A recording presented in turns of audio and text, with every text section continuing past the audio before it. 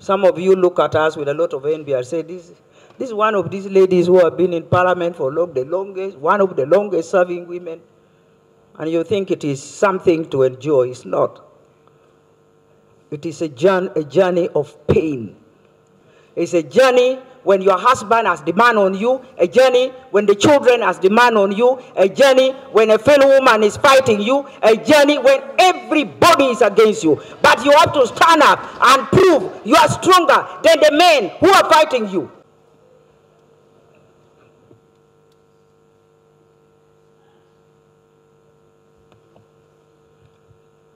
Thank you, Right Honorable Speaker. It is very important that we as women should appreciate this session because it has allowed us to appreciate the role a woman can play if she is given an opportunity. Right Honorable Speaker, while I pass my condolences to the family of Joyce Mpanga, I want to let you know that the whole of Africa is mourning the daughter of Uganda who has fallen and whose memory has brought us today here. Right Honorable Speaker, the casket before us is of our dear sister, our dear friend, a freedom fighter, a dedicated wife, a widow who can feed orphans without begging anywhere, a woman who has demonstrated that you give me education, I can do anything over and above what a man can do. This is the lady before us. She was an educationist, a politician, a philosopher. I have thought of words. This son of mine, naughty one called Mwanga Kivumi, was asking me, are you going to speak to us in English or in Luo? I said, you try to understand what I'm saying. Don't care how I've said it. So I hope by now he's catching up. Right Honorable Speaker, Joyce Mpanga left Uganda in tears, but also left Africa feeling that sense of loss. Because Joyce's role in the liberation struggle in the early days when women's role was purely in the kitchen and giving birth, that was the time Joyce stood up. The whole of Africa is standing with Uganda in mourning this great lady called Joyce Mpanga. As you know, I'm the chair of the Uganda chapter of the Pan-African Women Organization. And it's important you come to know, you must know, that PAO, or Pan-African Women Organization, came to be before OAU came to be. Before African Union was formed, the women of Africa came together, including Joyce Mpanga and some of our great women of Uganda, stood together and they gave birth to PAO in 1962 before OAU was formed in 1963. Really, how can you forget Joyce Mpanga? Women in the Legico. I think all of us must reread the answer and our history. My own understanding is that Joyce was elected in 1960. Joyce was elected in 1960 when Legico was elected in 1957 or 58. The process started in 57. And so the Legico was is already established in 1958, and there were women there. And you know very well that our own daughter, Florence Lubega, was one of the ladies by election in that Legico. So I just want us to understand a little better, because that's why when government is celebrating heroes of Uganda, they forget these giant heroes. These are heroes beyond heroes, who should be remembered before you think of anybody else.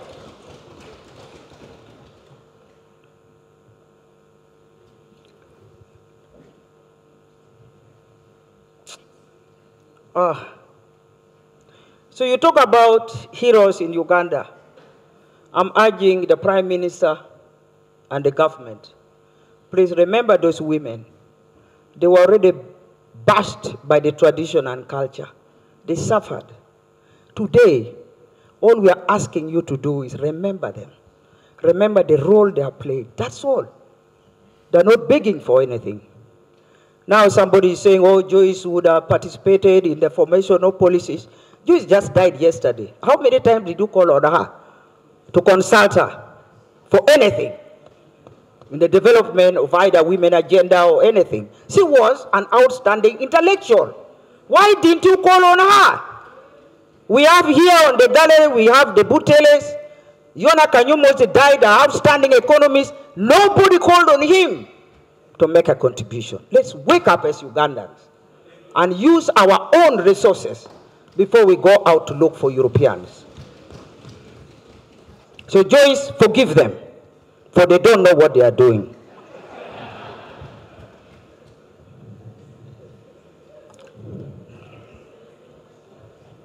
I want to enrich your history. Some of you look at us with a lot of envy and say, this is one of these ladies who have been in parliament for the longest, one of the longest serving women. And you think it is something to enjoy. It's not. It is a journey of pain. If you are really a woman, it's not business as usual. It's a journey of pain. It's a journey of pain.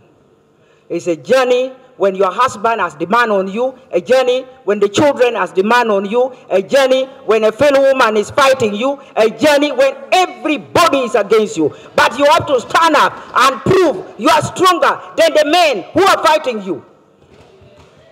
Joyce, thank you.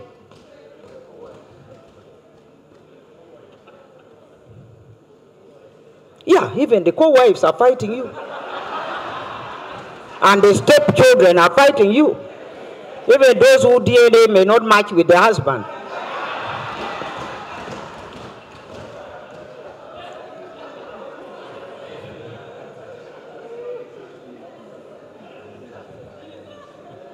Right Honorable Speaker, forgive me for being emotional, but the days of Joyce has triggered something unusual in me. And forgive me for that. I want to remind you that before Joyce entered Parliament to join her sister Lubega, an Irish-born lady called Boyce and an Indian-born lady who was my namesake, Dorothy Barbara Sabine, were the representatives of women in the legislature prior to the election of 1958. So we were represented by foreigners. As you, Speaker, bring some Europeans here and some Americans here, and you talk about the gender agenda or the policies that the Joyce worked for, what would be their contribution? That is the history of Uganda, the history of girl child in Uganda. We were represented in the legislature by foreigners until eventually, slowly by slowly, even by nomination, people joined in. Right Honorable Speaker, I'm not here to talk about the usual that you people have talked about or the government has picked up from the Google's record. But I just want to say that we are celebrating the role played by our own Ugandan daughter in the legislature.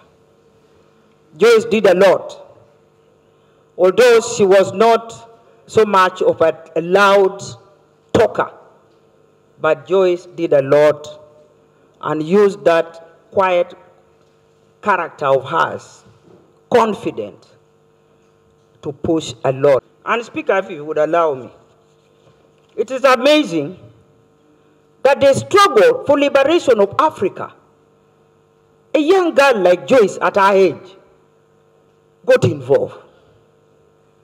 And not only Joyce, some unthinkable young girls got involved, and very vigorously, and they made sure Pan-African Women Organization came to be and drove the affairs of the liberation struggle from the front of women, leaving the men still fighting who will be our chair if we come together as OAU. But the women came up and they formed an organization.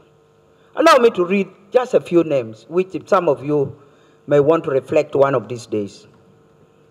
The mothers of Africa. Bibi Titi Mohammed of Tanzania. I'm sure many of you have read about her. Jean Martin Sisi of Guinea, who was the first Secretary General of PAO. Rose Nato of Angola, who was Keita of Mali. Palma Kisosonkole, I think many people thought she was a Ugandan, and I think she was a Ugandan. But I think later on, when you look deeper, you find that she is from South African origin. That's what it came to be. Rebecca Mulira, our own Ugandan. Margaret Mambui Kenyatta, the daughter of Kenyatta.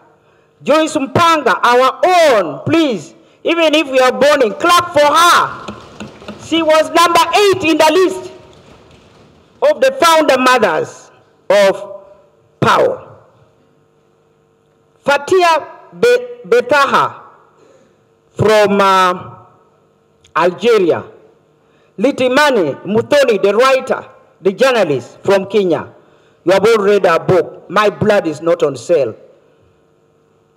Foibi Asio, the former MP from Kenya and also a member of the Legico then before independence. Albertina Sisulu from South Africa. Maria Nyerere, our own from Tanzania, and several others. So these are the founder mothers.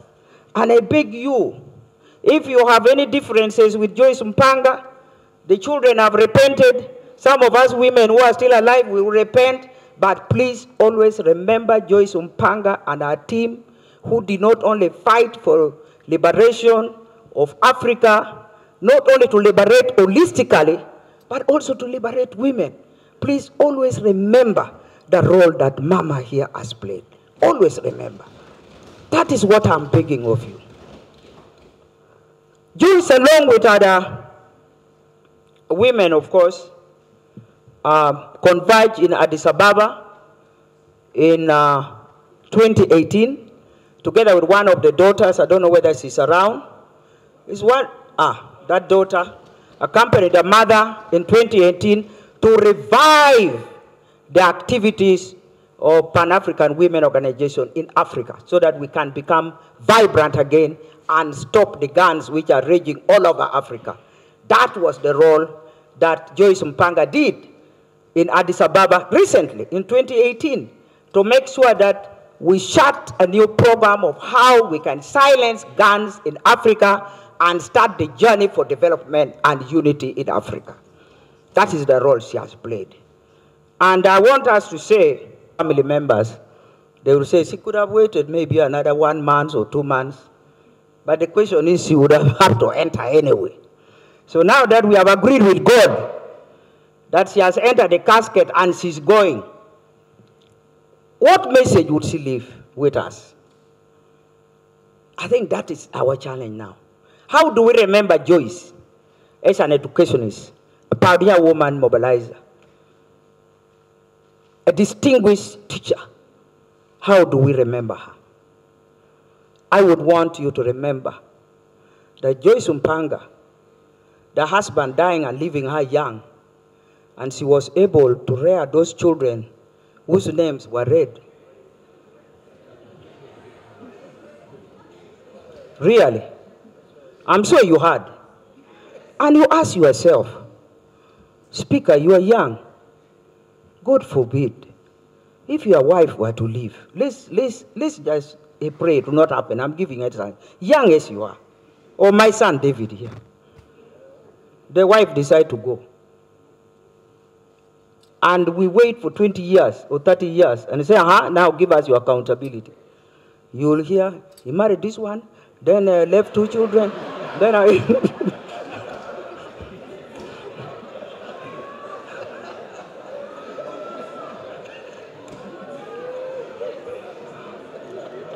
So really, and why I'm saying this, I want the Ministry of Education to stand up to the call we are making today. Let us increase the budget on girl child education. Because Joyce has been able to prove you educate a girl, you educate the entire community and the entire country. Joyce's children did not put a burden on the family of anyone. Did not put a burden on the government. The mother was able to stand up and provide for the family and the children. That is a commendable message, which has left with us, the women. So we must walk in our footsteps. Joyce Mama, thank you very much for what you have done. As a widow, you have left us a very rich history. You have not left shame with the children. You don't have to explain, this one, I think my half-brother, you know, after my father died, then something happened, I don't know. But then this... Right, Honorable Speaker, I am here to conclude. Thank you.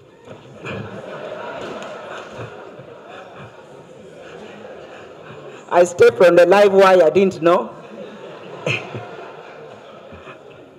But take it or leave it.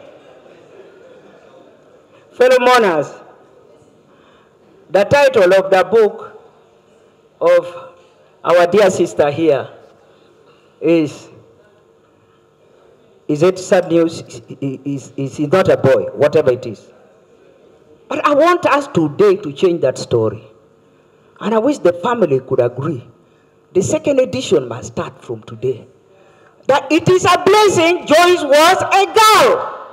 That is the message. It's a blessing Joyce was born a girl. That is the message I want to leave here today. Speaker, whether you want to endorse it or not, I've spoken it. It is recorded in Parliament. It is a blessing that Joyce was born a girl.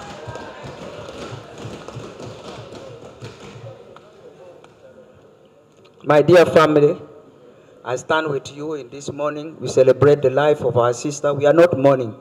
We are just celebrating her rich life. And we hope that the Lord God will lead us in that path.